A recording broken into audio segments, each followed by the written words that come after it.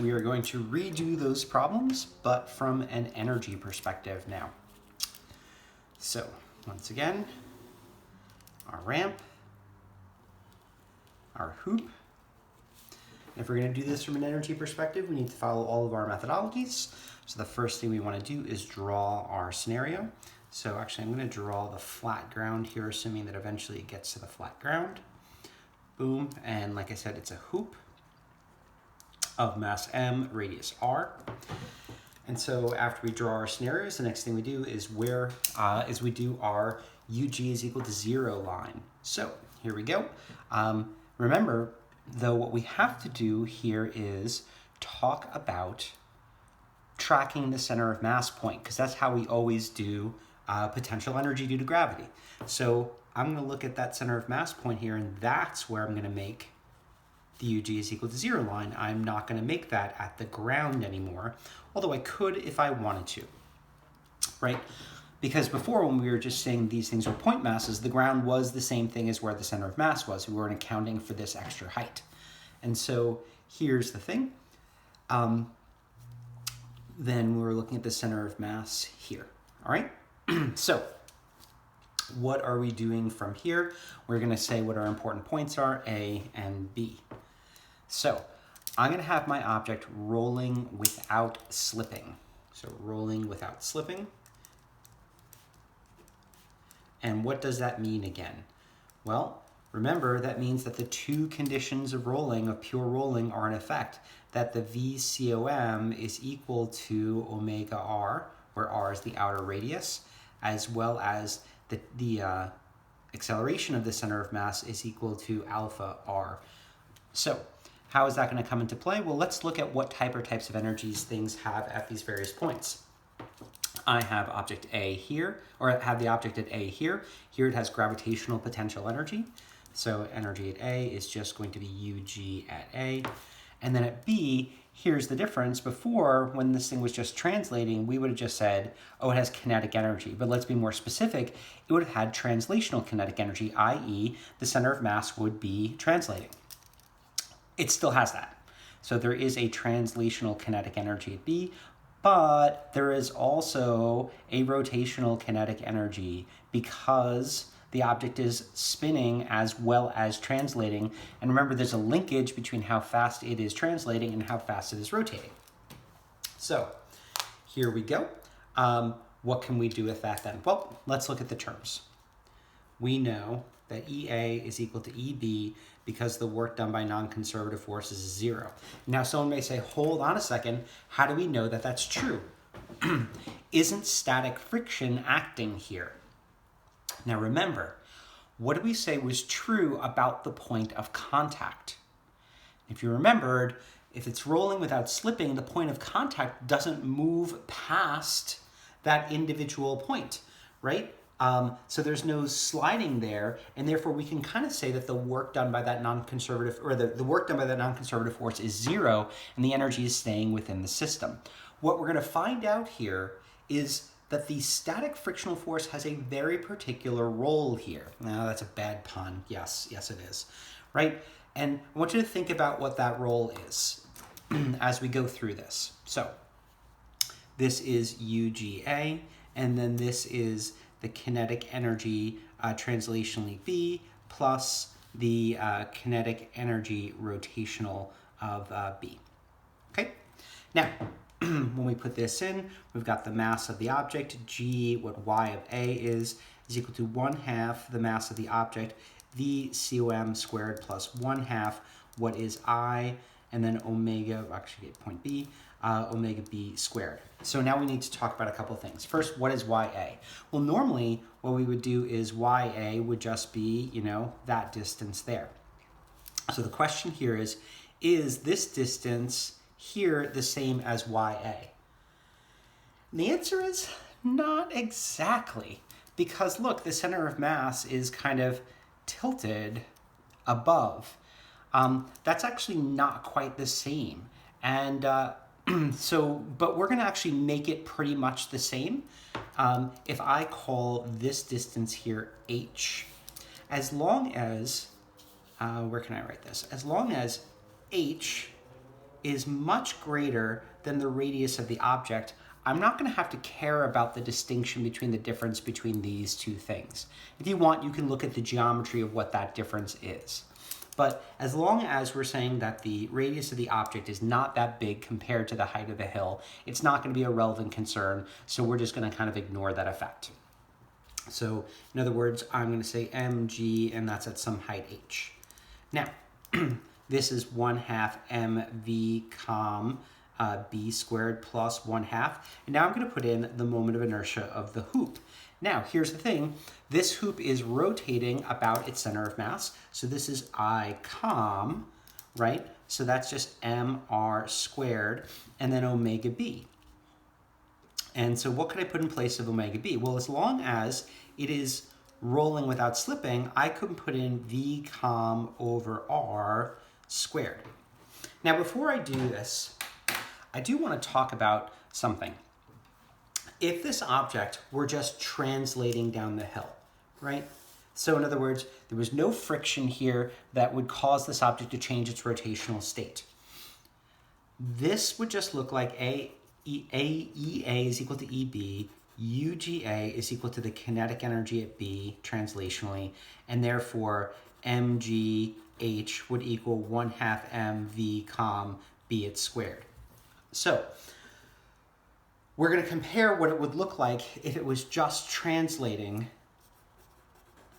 to what it looks like if it is translating and rotating simultaneously. So let's just solve this here. Well, masses cancel, so that's nice. So I have GH is equal to 1/2 B com squared. And then I've got a half here. This squared gets squared here, and the r squared canceled. So I have a plus v com squared here. That makes 1 out of that. And so I just get GH square root is equal to v com.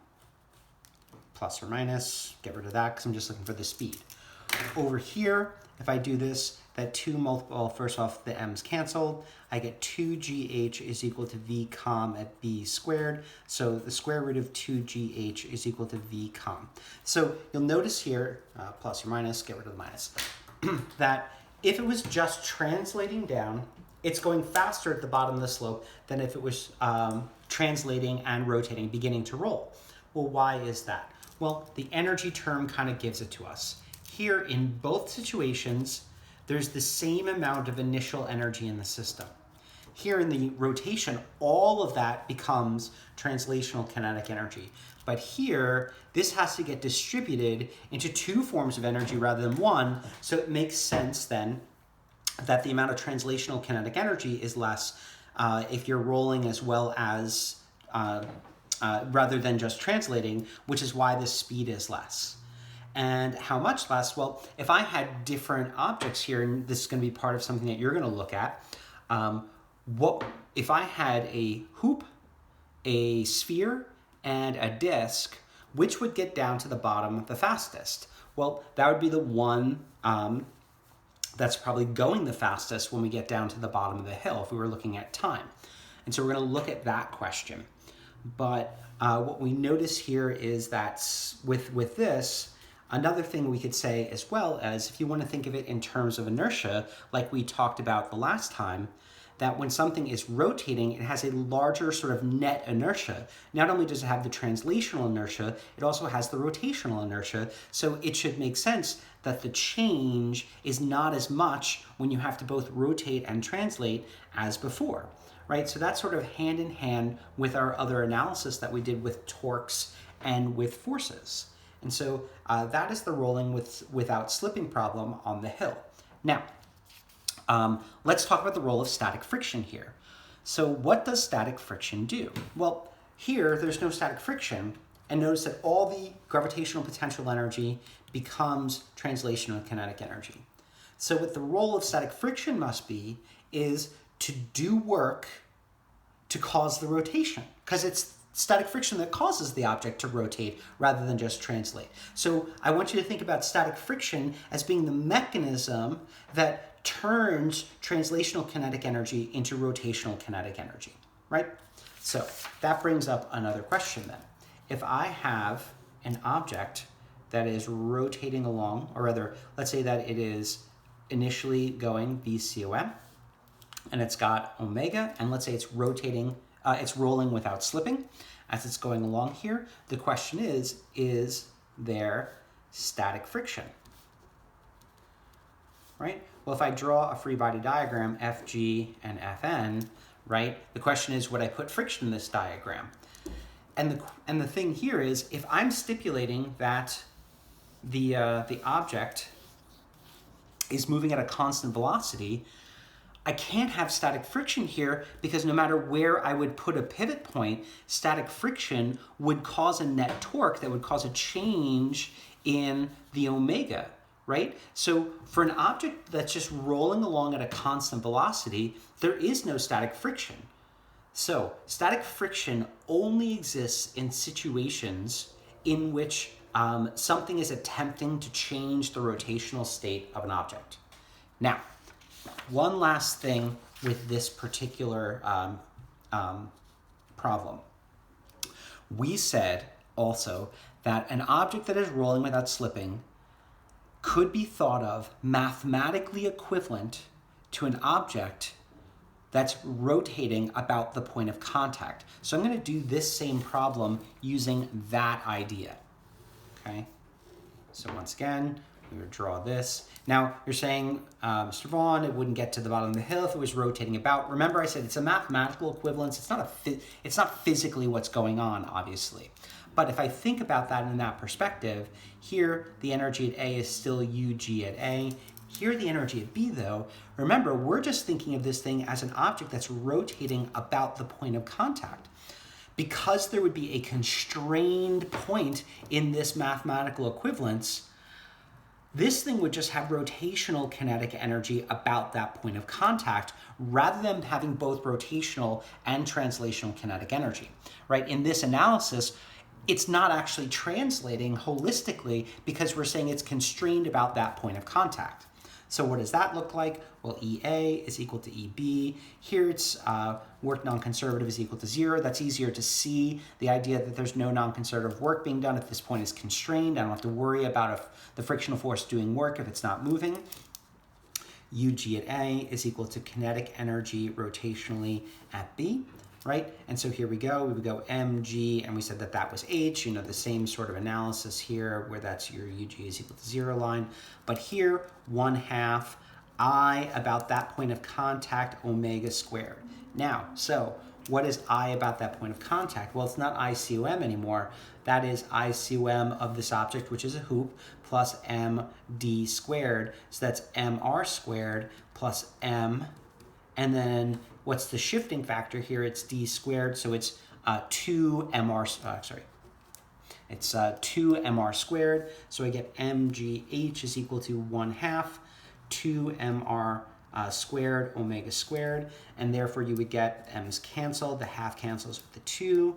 I'm getting gh is equal to r squared omega squared, and if you look at the condition of pure rolling, v com is equal to r omega, therefore this is just equal to v com squared. And you get the same result as what we got before through this mathematical equivalence, therefore showing that there is indeed a mathematical equivalence. And it's an easier way and sometimes to solve these problems. Once again, that's not physically what's happening, but it is mathematically equivalent to what's happening.